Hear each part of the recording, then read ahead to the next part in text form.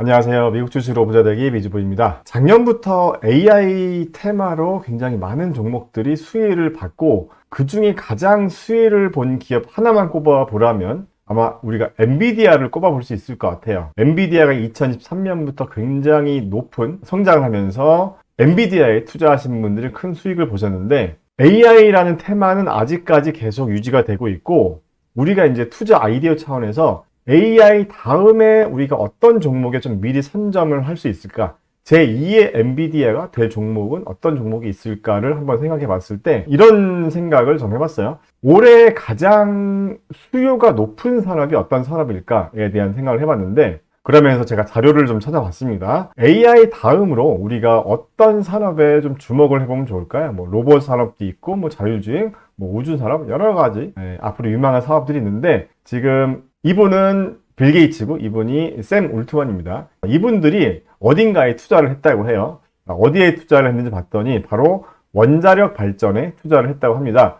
왜 이 사람들이 소프트웨어나 이 AI 전문가들인데 왜 원전에 투자를 했을까? 그것도 그냥 원전이 아니라 미니 원전이라고 합니다. SMR이라고 해요. 스몰 모듈러 리액터라고 하는데 빌 게이츠는 2008년에 이 테라파워라는 회사를 직접 설립했다고 해요. 이 SMR을 만드는. 그 다음에 샘 울트먼 같은 경우도 2014년부터 오클로라는 회사에 투자했고 또 헬리온 에너지라는 회사에도 투자를 했다고 합니다. 자, 그러면 이 사람들이 왜 이런 에너지, 그것도 원자력 관련 기업에 투자를 했는가? 바로 이 AI 패권을 잡기 위한 큰 그림이 있다고 합니다. 그러면 AI 패권과 이 원자력이 무슨 관련이 있는가를 봤더니 자, AI 시대가 열리면 지금보다 정말 말도 안 되게 많은 전력이 필요하다고 해요. 지금 보시는 이 그래프는 전체 IT 산업의 이 전기 수요 중에서 이 파란색 데이터 센터가 차지하는 전기 수요량을 말하고 있어요. 지금 현재가 2024년인데 이 파란색 면적이 점점 넓어지고 있는 거죠. 이 전기 수요가 굉장히 높아지기 때문에 관련 산업이 뜬다. 이렇게 우리가 볼 수 있겠죠. 우리가 투자 아이디어를 찾으려면 이렇게 수요가 넘치는 산업이 어떤 산업이 있을까를 먼저 생각해 보면서 투자 아이디어를 찾을 수가 있겠죠. 자, 그래서 이 기사도 한번 보시면 올해 트럼프, 바이든 누가 이기든 미 원전주는 꽃길이다. 이런 기사가 있었어요. 자, 자세히 한번 보겠습니다. 트럼프 같은 경우는 아젠다 47이라는 이 재선 공약 모음집에서 원자력 규제위원회 현대화 그리고 SMR 투자를 언급했다고 합니다. 그리고 바이든 같은 경우는 신재생 에너지를 강조하는데 원전을 외면하지 못했다는 거죠. 이 인플레이션 감축법에 원전이 포함되어 있었다. 노후 원전까지 지원하고 있다. 이렇게 얘기를 하고 있습니다. 그래서 이 원전에 대한 이 테마는 바이든, 트럼프 누가 되든 굉장히 좋은 시장이 될 것 같고 엔비디아만큼 오르지 않은 어떤 종목이 있다면 미리 공부해보는 것도 좋을 것 같아서 한번 계속 보겠습니다. 자, 일단 올해 굉장히 좀 주목받는 기업이 있는데 콘스텔레이션 에너지라는 이 전력 생산 업체인데 원전으로 생산 전력 60%를 충당한다고 해요. 그러니까 우리가 이 에너지 관련 기업을 공부할 때 이 원자력이라는 키워드가 있는 기업들을 한번 주시해서 보면 될 것 같습니다. 그리고 여기 보시면 이 SMR, 소형 모듈 원자력, 티커 자체가 SMR이더라고요. 그래서 뉴 스케일 파워 같은 기업도 일주일 만에 주가가 굉장히 뛰었다. 이런 기사가 있습니다. 그래서 한번 자세히 알아볼 건데 참고로 이 콘스텔레이션 에너지 같은 경우는 연초 대비 상승률이 37%나 됩니다. 엔비디아보다도 높은 상승률을 보여주고 있어요. 그래서 제가 오늘 영상의 메인 주제는 앞으로, 그러니까 AI 이후에 어떤 투자처가 있을까에 대한 그런 투자 아이디어를 생각해 보다가 SMR을 좀 더 집중적으로 공부해 보고 관련주는 어떤 종목들이 있는지도 한번 자세히 공부해 보겠습니다. 자, 이런 순서로 한번 얘기를 해보려고 해요. SMR이 뭔지 좀 더 자세히 알아보고 그 다음에 SMR이 그렇다면 기존 원전 대비 어떤 게 좋은지에 대해서도 한번 알아보고 그 다음에 SMR 관련주가 어떤 것들이 있는지까지 알아보겠습니다. 자, SMR이 뭔가? SMR 말씀드렸지만 스몰 모듈러 리액터라고 되어 있어요. 그래서 이렇게 생긴 아이라고 합니다. 그래서 일반적인 원자력 발전소에 들어가는 여러 가지 기능들이 하나에 다 들어가 있다고 합니다. 자세한 건 뒤에서 다시 한번 알아볼게요. 그래서 기존 원전보다 굉장히 작은 사이즈라고 합니다. 굉장히 작은 사이즈라고 하니까 우리가 예전에 아이언맨 영화에서 봤었던 그 토니 스타크의 가슴에 박혀있던 그런 아크 원자료를 생각할 수도 있겠지만 그 정도로 작은 사이즈는 아니더라고요. 그 뒤에서 어느 정도 사이즈인지 한번 알아보겠습니다. 자, 조금 더 알아볼게요. 이 SMR의 특징이 뭐냐면 일단 대형 원전에 비해서 안정성이 좋고 경제성도 좋다. 그리고 입지적인 측면에서도 굉장히 좀 플렉서블하다. 그러니까 대형 원전 같은 경우는 바닷가 근처에 있잖아요. 근데 이 SMR 같은 경우는 굳이 바닷가 근처에 있지 않아도 되고 내륙 지방에 있어도 된다라고 합니다. 그래서 이런 효과들을 보면 방사능 누출 위험도 훨씬 적다, 가능성이 제로다 정도까지 얘기를 하고 있고 대형 원전 수준의 원가보다도 좀 더 경제적이다 이제 이런 얘기도 하고 있고 가장 좋은 게 규모가 작다 보니까 필요한 곳에만 조금씩 이렇게 설치할 수도 있다 이제 이런 얘기를 하고 있습니다.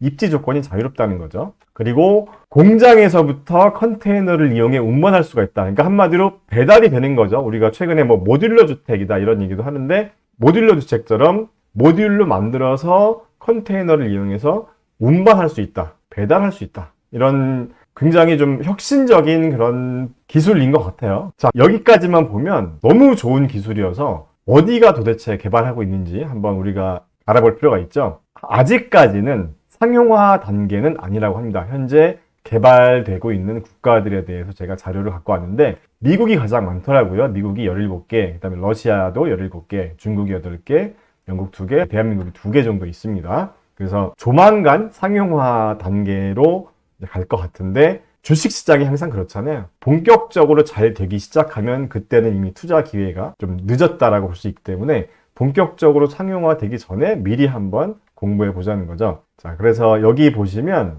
미국 기업들 중에서는 뉴스케일 파워 이 기업이 가장 선도적인 기업이라고 하는데 기사를 보면 2020년 8월에 미국 원자력 규제위원회로부터 안정성을 입증받아서 이 설계 인증 심사를 최종 통과했다고 합니다.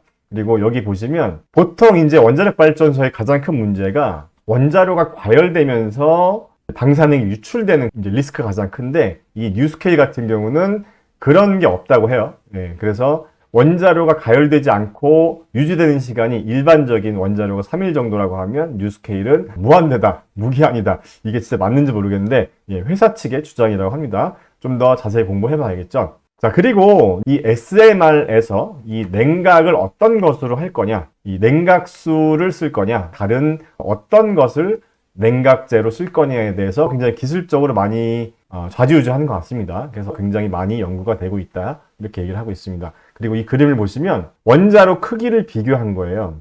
지금 방금 말씀드렸었던 뉴스케일 원자로 같은 경우는 전체적인 높이가 한 18m 정도 된다고 해요. 이게 사람이라고 하면 이 정도가 되는 거고 지금 현재 대형 원전 사이즈입니다. 그래서 이 뉴스케일 원자료랑 비교를 해보면 얘가 뉴스케일 원자료고 기존 원전이 이렇게 크다는 거예요. 그래서 굉장히 소형이다. 그래서 아파트로 치면은 한 8층에서 9층 정도 높이라고 합니다. 전기가 필요한 거 바로 옆에 원전을 설치할 수 있기 때문에 그러니까 기존 원전에 부족한 그런 부분을 보완할 수 있는 그런 보완 방안이 아닌 이 SMR로 대체까지 할 수 있는 그런 게임 체인저까지 될 수 있다. 이런 얘기도 있습니다. 그런 기대감도. 자, 그러면 지금부터 이 SMR이 기존 원전 대비해서 도대체 어떤 게 더 좋은가에 대해서 한번 알아보겠습니다. 자, 일단 여러분들 다 잘 아시겠지만 기존 원전 같은 경우는 가장 큰 문제가 사고가 났을 때 방사능이 유출되는 거잖아요. 그래서 왜 방사능이 유출되는지 이 그림을 통해서 한번 보면 기존에 이제 왼쪽에 있는 게 대형 원전인데 여기 보시면 뭐 노심이나 증기 발생기, 냉각제 펌프, 가입기 이런 여러 가지 주요 부품들이 있는데 이 주요 부품들은 굉장히 안정성이 있게 만들어졌다고 해요. 근데 문제가 뭐냐? 문제는 바로 여기 배관들이라고 합니다. 배관. 그러니까 이런 주요 부품들을 연결하는 이 배관들은 취약할 수밖에 없다는 거예요.